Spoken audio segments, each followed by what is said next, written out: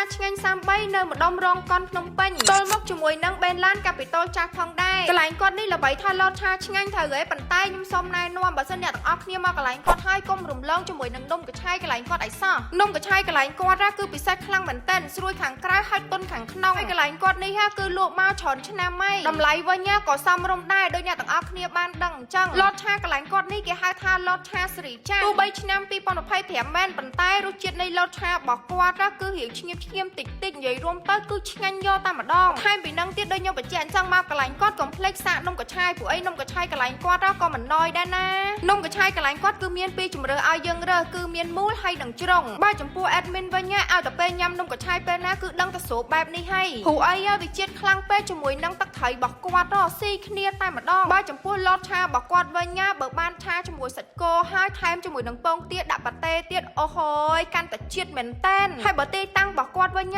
គឺងាយស្រួលរយហើយចំណាំកន្លែងគាត់ផងគឺលតឆាឆ្ងាញ់33ហើយវីដេអូរបស់ខ្ញុំគឺមានតែប៉ុណ្្នឹងទេបើសិនជាអ្នកទាំងអស់គ្នាចង់ឲ្យខ្ញុំទៅ review កន្លែងណាទៀតអាច comment ប្រាប់ខ្ញុំខាងក្រោមបានណា